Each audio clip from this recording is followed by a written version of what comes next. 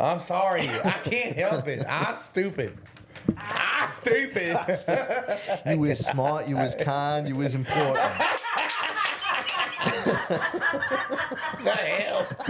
Help me. I can't deal with it. Yo, that is a blooper.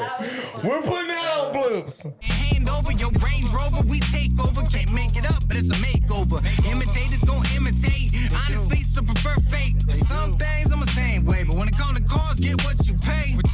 What's up, everybody? Welcome back to yet another episode of the Detail Labz podcast. I am your host, Nick, joined and accompanied by my main man, Mike. Mike, say what's up. What's up? What's up? Always happy to be here. Absolutely, man. I love it. I already, man, we wait for this day to come, and it gets here, and it's like, yes, let's go. I know. We're getting more and more questions, getting me all juiced up. Love it. Yeah, come on. Absolutely love it. Well, we do have a great topic of the week, and I'm excited to get to it. Perfect.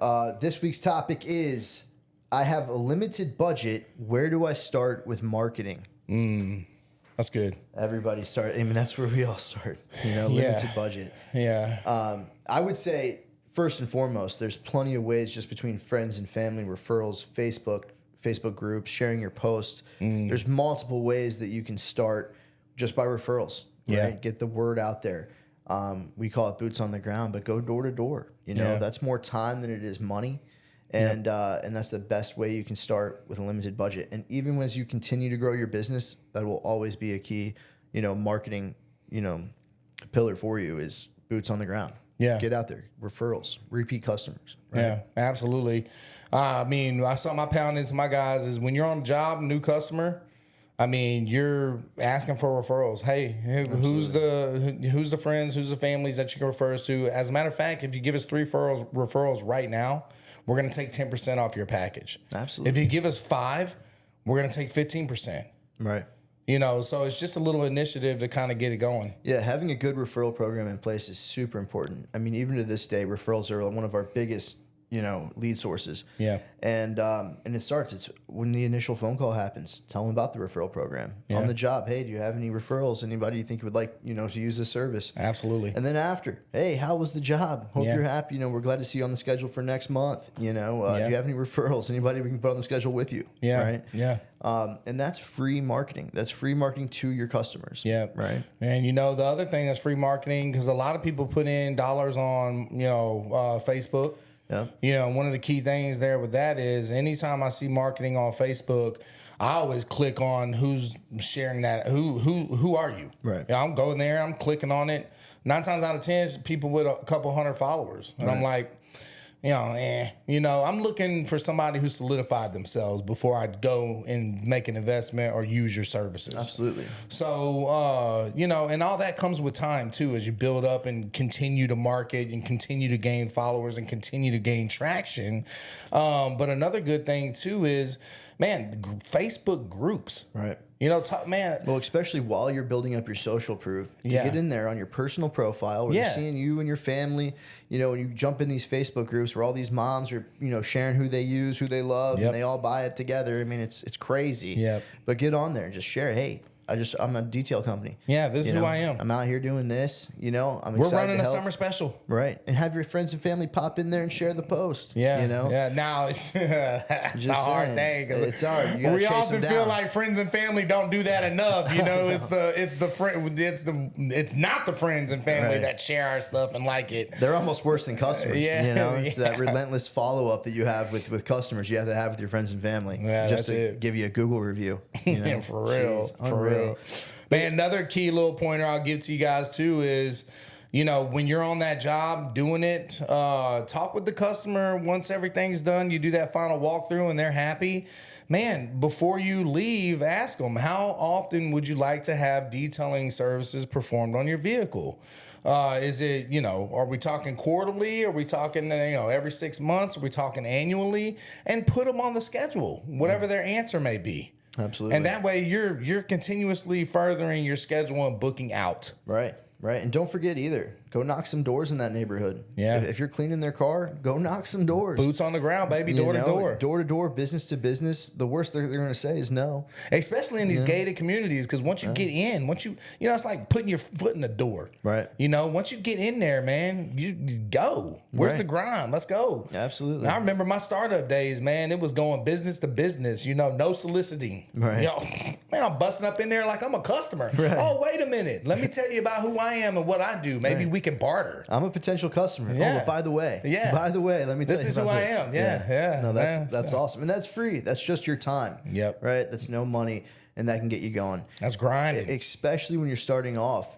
You can't pump all your money into marketing and, you get a bunch of leads, which is great. And then you can't handle it. Yeah. Then you lose potential customers because you can't handle it. That's right. Right? Go build your brand. Build your identity in the community. Get referrals. Start solidifying yourself. Build it up. And then when you're ready, pump 10% into marketing and go scale. Yeah. Go get employees. Go get more trucks. Whatever you got to do. But exactly. When you're starting out, just you, one-man band, trying to support your family, making that next step to working for yourself, boots on the ground, door to door, referrals, repeats, family and friends, all free, can all get you started. Yeah, that's good. For sure. That's good. Love it. You want to jump into some questions? Absolutely, man. I love the questions. That's we my had favorite a lot. part. We always narrow it down to 3, and it's hard. Yeah. It's hard. Yeah, you kind of try to pick the ones that kind of go with the theme and the topic of the week. But Absolutely. What do we got, man? Jump into it. Well, today, question number 1 is from Theo from Alabama. Theo, shout out Alabama. And his is simple. Website, do I really need one? That is simple. Website, do I really need one? I mean, here's the thing. It's all about where you want to go.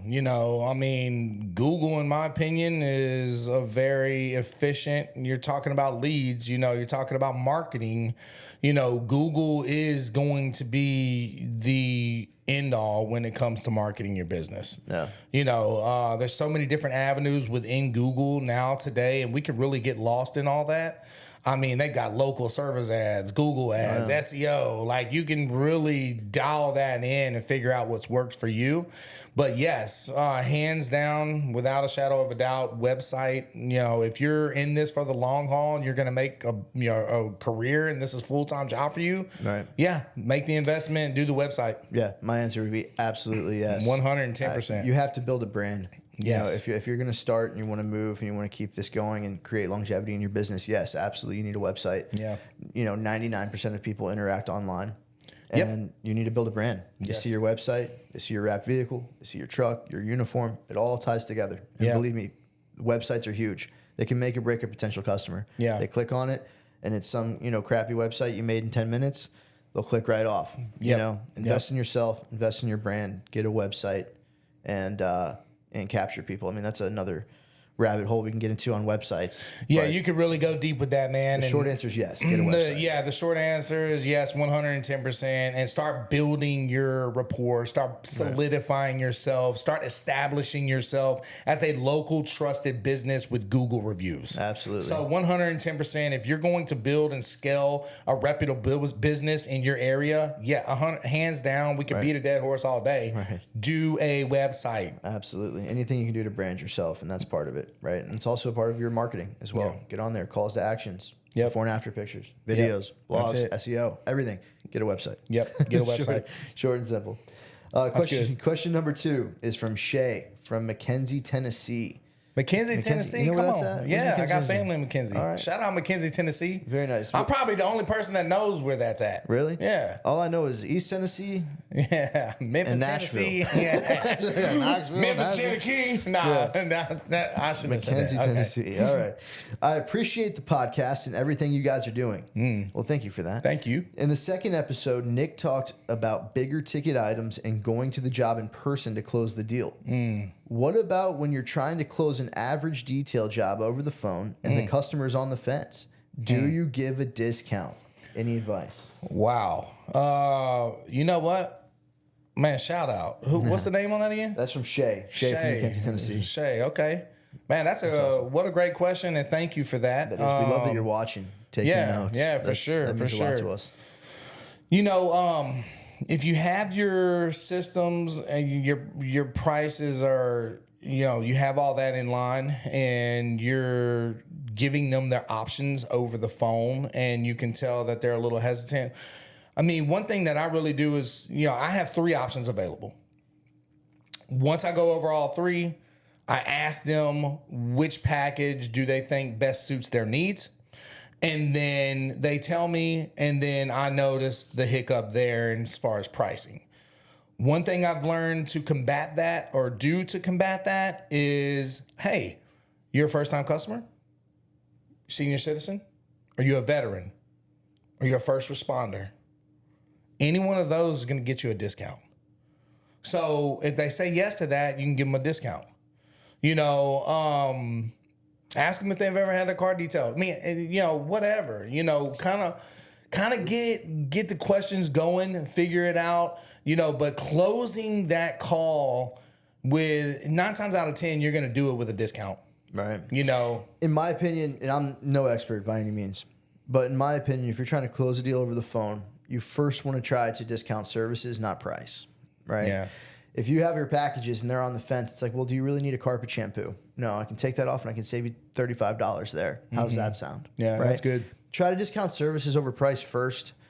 See if they qualify for any of the discounts that you publicly offer, like Nick's saying, if they're veterans, first responders. But try to close them on, the value of what you're selling first. Yeah. If you're building the value, you're building the rapport, you should be able to land that plane by discounting a service and not the price. Yeah. Now, do you want to lose a customer over $50? Absolutely not. Absolutely not. But you also don't want to give away, all your profit for that customer when there's going to be 10 more that you're going to sell at full pop. Yeah, for sure. It's tough, especially in the beginning. I get it. The salesman in me wants to be like, hey, if I could save you $100, would you sign today? I want to do that. But when if you're building the value and offering packages, you shouldn't really be discounting the price as often. Yeah. And everybody's all about the numbers, but try to take more time with that customer to make it not about the numbers. Yeah.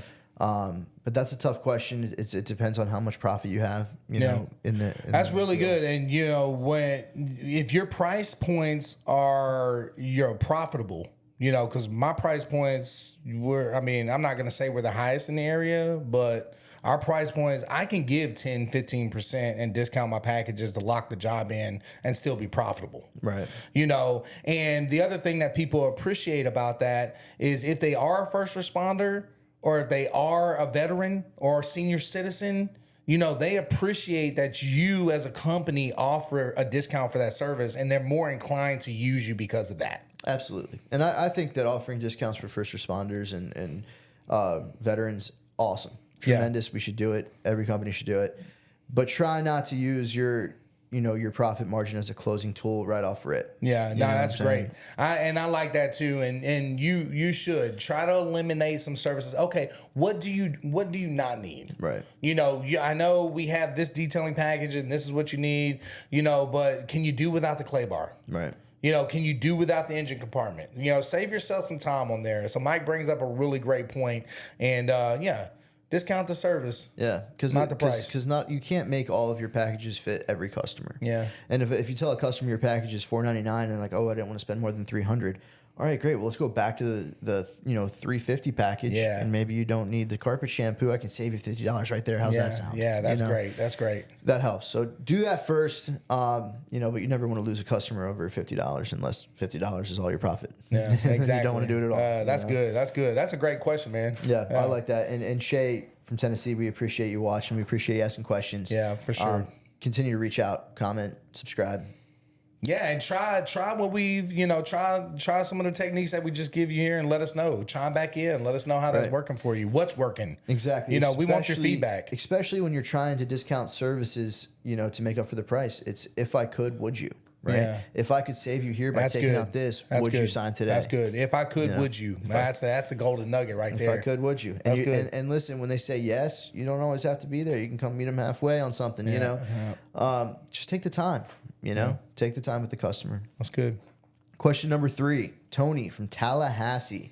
Tallahassee. Whoo, pollen capital of the world. Is it really? Man, I lived there for 2 years. I got sick every 3 months. Oh my gosh. I've been in Fort Myers for years, man, and I barely ever get sick. Yeah, I'm South Florida, born and bred. I couldn't do North Tallahassee, man. They call it the armpit of Florida. Yeah. Well, it literally and shout out to Tallahassee. I had a great time living there. Listen, the people are great. Yeah. Big shout out to Tallahassee, for real. It's our capital as well.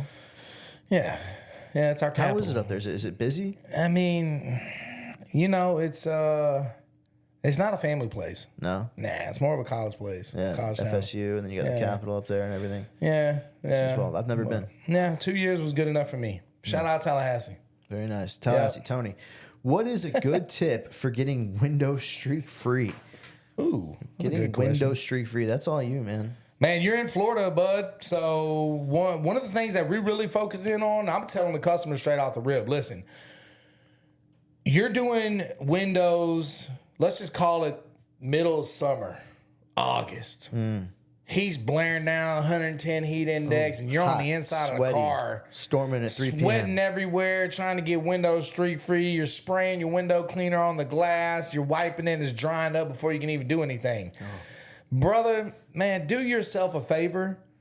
Turn that car on. Put the AC on. And let that thing cool off. Find some shade that you can park it under. And turn the defrost on. So you hit that front windshield and get it streak free. The problem is it's too hot outside for you to apply that cleaner. It's not, you got to soak that window down so much for it to stay wet, before, to get it streak free. Wow. So AC full blast, defrost. Turn the AC on full blast. It's been one, there's a process when it comes to windows. And when it's cooler outside, the less product you need to clean. When it's hotter outside, the more product you need to clean. Right? Okay. Now, we take the towels, we fold them in the 4. I use a wet side and a dry side. The wet side I use to wipe off the cleaner, and I'll go up and down, to take it off. And then I'll flip it to the dry side and go right to left to get the streaks. Oh, wow. That's kind of the process in which we do it. It seems to be the best process. I mean, 20 years in this thing, and the last thing I want to do inside of a car is clean glass. Right. Speaking of Tallahassee, I remember being in Tallahassee. And the guy who trained me, man, he'd be out on the outside of the car looking in while I'm doing the front glass. He wouldn't allow me to turn the car on. And he's like, nope, do it over, streaks. Nope, do it over, Why streaks. would he let you turn the car on? He just wouldn't do it. Just old school? Yeah, old school, man. It was rough. So that was like rough. A boot camp. It was boot camp detail. Cars. Yeah. I mean, it's what made it. Bad leadership, faulty leadership makes more entrepreneurs than anything. Yeah. Absolutely. That's awesome. Yeah. Wow. We have to get in that another time. That's another topic. That's another podcast, man. I want to hear all about that. Awesome. Well, that leads us kind of into the product of the week. Can we get a little burp? Product of the week, baby. Foam Cannon soap. Tell me about it. Foam Cannon soap, yes. So we have Foam Cannon soap in your gallons. And it's thick like cough syrup, baby. Oh, wow. What is it, purple? We have 16-ounce bottles. It is purple. Okay. And we have 32-ounce bottles. And the cool thing that I love about these bottles is they're pull tops. So you just pop it open, boom, pour it in a bucket. You're good to go, man. Foam cannon. Put it in your foam cannon. You can use this product in your wash bucket solution. You can use this product in your foam cannon. And yes, the cool thing about this product is it will keep that vehicle lubricated in the middle of the heat blaring down, sun shining. This will keep that vehicle lubricated long enough for you to wash that vehicle and rinse it off without the soap drying. Wow. That's what I love about this. So that's the main purpose of that. And it's a lubricative soap. When high in pH, pH balanced too. It's pH neutral. pH neutral. And it'll keep that vehicle lubricated so you can wash and it won't dry up. And it comes out super thick. What's up, guys? I just want to interrupt this video to show you what our Foam Cannon soap can do out in the field. Check this video out.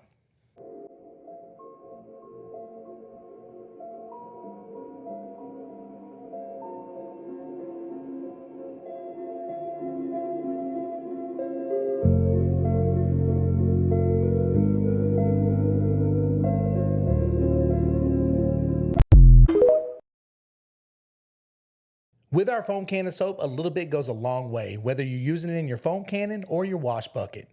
check us out, detaillabs.com. And if you like this content and want to see more, check us out on all our social media platforms. This is what I love about it. And when you put it in your foam cannon right up on the hose, it comes out like a purple suds. It does not come out purple. It doesn't. So it's purple, but it doesn't come out purple. That's right. Okay. And the reason why we don't do a color is just, we found that it takes more time cleaning out the door jams. Yeah. Because that color gets in that dye gets into the door jams, and we got to, get in there and clean. Even though we're doing the door jams already, it just makes it a little bit more work, and we're all about efficiency. Absolutely. And we've got this thing dialed in. I mean, full details for us, and I'll go ahead and drop knowledge on you guys real quick. An SUV detail, and we can talk about this later, but an SUV detail, $400 to $500 price range, and you're talking 2 to 3 hours tops. Wow. So, I mean, I don't know where you guys compare with that, but take it for what it's worth. And I'm telling you right now, that's how you become profitable. Right. Getting your process down. Getting your process down. Getting efficient. System. Yeah, getting 100%. Efficient. Yes. I love that. Foam cannon soap. Foam cannon soap, baby. What made you come out with the 3 different sizes? So this little 16-ounce bottle is perfect for just your guy at home that's washing his car over the weekend, doesn't really want... Right, that'll last them forever. I mean, it will last. This will do 10, 20 washes. Yeah. This will do more like your 30, 40. And then your gallon's going to do about 100. Nice. Yeah. Okay. So you usually do your guys we'll keep this on the truck and then pour that in, or this is all we use, man. We have 2 different soaps, but this one right here is the go-to for us. Nice, and that's the first step. That's what you guys go to. Yeah, this is it. And then another little tip, another little tip here is you could take a little bit of this, put it in a spray bottle with some water, and spray it over the surface of the car and use it as a lubricant to clay bar. That's a. Oh. Oh, you want to get the church music? Yeah, I like that too. I like that too. That was some good nuggets, dude. Hey, when you turn that on, that gets me excited. I just want to go to church. I want to hit that up to a foam cannon right now. I'm telling you. Dang, love it. Love it. Product of the week. All right, so I like that actually because I actually had a complaint once. Especially in the pressure washing industry, people put surfactants in their chemical to help it stick to walls and roofs and all that, and they come out a different color, and then you're soaking the house in a different color, and people are freaking out. Don't want it to die, don't want to affect the paint. So I like that it doesn't come out a certain color, especially on expensive cars. I'm sure people would kind of freak out at that. Yeah, I mean they do. Some people, the color thing is cool. Yeah, it's basically all it is, right? Yeah, it's just a show, and you're paying more for it. The Detail Labs is more centered around, getting quality products that work efficiently and effectively. Absolutely. For a great price. Right. And it does nothing but help your profit margin. We're for the detailers, man. Right. Like that's the whole thing is to, why do you think we're at the podcast, man? Is to help you guys grow your business, become more efficient, make more money, and develop some longevity, man. Establish yourself. That's what we want to see. We appreciate it. Absolutely. I love it. Thank you for the questions, guys. Keep them coming in. Yeah. Product of the week, you'll see the links in the description, discount codes. Yep. So follow, share, subscribe, drop comments on us, email in questions. Keep them coming, guys. We appreciate y'all. And until next time. Peace. That's it. Peace. Hey guys. Thank you. Get it, got it, we good. Everything is all good. Send the birds